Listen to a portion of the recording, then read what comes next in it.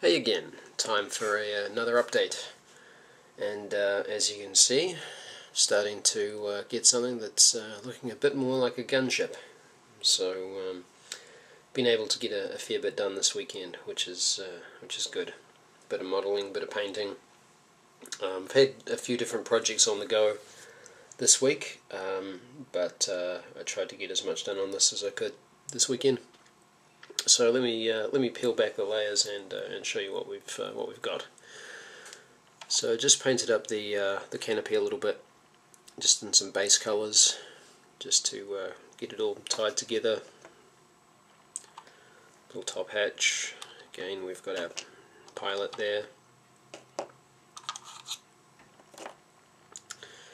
Removable weapons. You can see that I've painted the las cannons up a bit. They still have a bit of highlighting and stuff to do, but that's the basic colour that they're going to have. The same with all the other las cannons that I have.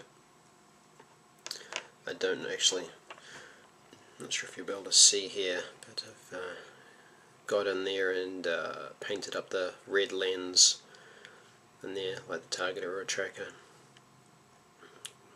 Got in there before everything was all attached. It's got these two plates here, just a base coat, and again just a little bit of detailing on the sensors and things like that. But they'll get a final coat, and highlights will all be done later. New addition are the canards, and these I have magnetised. Going back to the good old magnets. As I was test fitting all of this stuff, it became pretty obvious that these parts were going to be constantly knocked and banged around, and just I didn't want to have something that was just going to break. Like, I could pin them, but you're always going to be banging into it and putting stress on the joints. So I decided that I'll just put a couple of magnets in there, just so you can get a bit of a ding, bit of a bang, and it's not going to do any damage. So they've just been very carefully magnetised in the middle part and on the edge. I don't think I'll need to put another one on this edge. It could be done, but I think these two magnets are holding pretty well. They do what they need to. You can pick it up and whoosh it around and nothing comes dislodged. So they were in addition. The wings, still removable, fitting a lot better now, thank goodness. Still a little bit of minute padding and detailing to sort of go there to line everything up correctly, but it's coming together quite nice. And the main addition this week has been the landing gear. So we've got the two large struts, and then the front landing gear under there, just a little stubby one. So as you can see on these side ones, they're not straight on, they are angled, which leads to a little bit of weakness if you're just going to try and glue that. So what I did was I got some good old paper clip, drilled a hole into both ends, into the ball and socket, bent up the paper clip and inserted that in there as a bit of reinforcement, and then glued it in there. So that's got a bit of extra strength in there, just with the bracing there. So that I wouldn't want to drop it from any height, but it's pretty sturdy. It doesn't feel like anything's going to bend or warp or anything like that. So that's turned out pretty good, and it's level, thank goodness. So yeah, and again I've just added a little bit more paint to the model overall, just getting it all figured out, and starting to tidy it up, unify it, and just getting a feel for how it all is coming together. So pretty happy with that. The landing gear, the housing for the landing gear, let me just get this in shot. I've sort of pre-painted up with the already with the darker blue. You probably can't tell the difference on this light, an angle. But I picked out the lights there and the little sensor. I'm thinking that might just be like a port and starboard sensor light, so I might have to go back and repaint the colours, because they're like red and green, so the starboard one should be green, so I might have to go back over here and change that to green. But yeah, that is what it is at the moment. I might go back and redo that. But yeah, that's coming together, and just the underside, it's a bit gappy still, just where it hasn't fully adhered, so I'm probably going to grab some putty, some green stuff or something, and just fill in that, sand it down, get it so that it's looking just that little bit better. This is getting to the point now where I can start thinking about how the overall fit and finish is going to be, and I'm feeling a lot better about the whole thing. It's coming together a lot more nicely than initially, as you saw the previous 9 videos.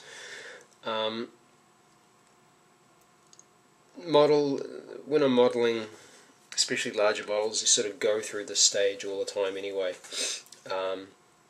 where it looks horrendous, and then suddenly everything starts coming together. So I'm not totally surprised, but with the nature of this model, especially with the resin and stuff not coming together, you know, was never totally 100% sure with it. Still a little bit of stuff to fix up, a few gaps, and you know, a few little bits that seem a little bent and things like that. But on the whole, it's coming together. It's not an A+ job. I don't have the expertise to make it an A+ job, but I'll be happy with like a pass mark. As long as it looks good with the rest of my models, I'll be pretty happy. So the things I know how to do have been done to a reasonable standard. The overall bodywork with the resin, that's obviously something I'm still playing around with. However, yeah, got some work done on it, and now it's sitting securely on its own stabilizers, and yeah, we'll be getting into the I guess the final assembly parts on the back here.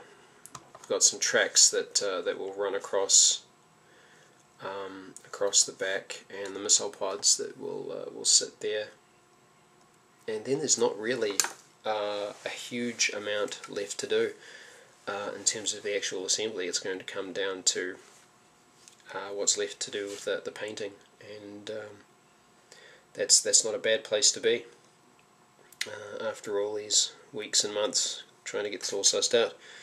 So yeah, it'll just be a case of tidying a lot of things up in preparation for the final assembly, painting, stuff like that.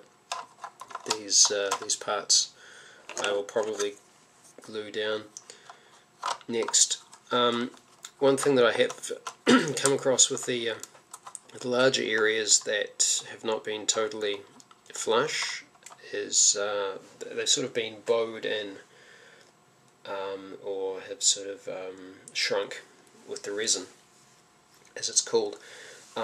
So I've had to use a bit of filler to level the pieces off so that they fit together, and I've used a mix of glues, particularly in the landing gear housing.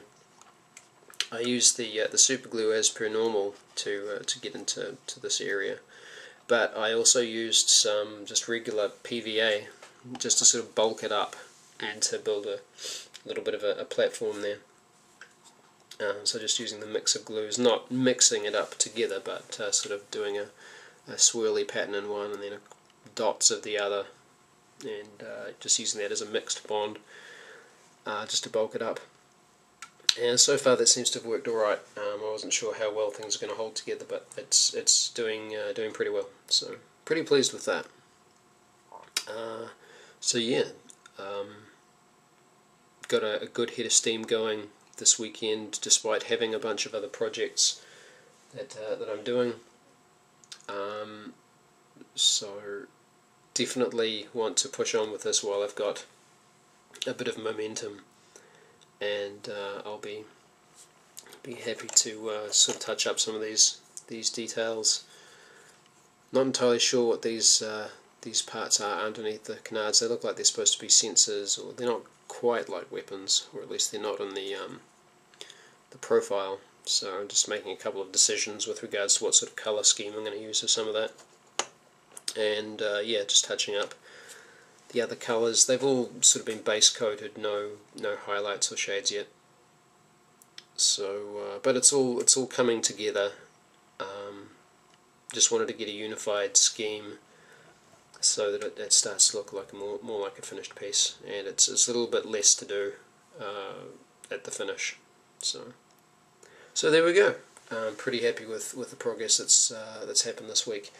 And we're just getting that one step closer to actually being finished. So good news this week, fantastic.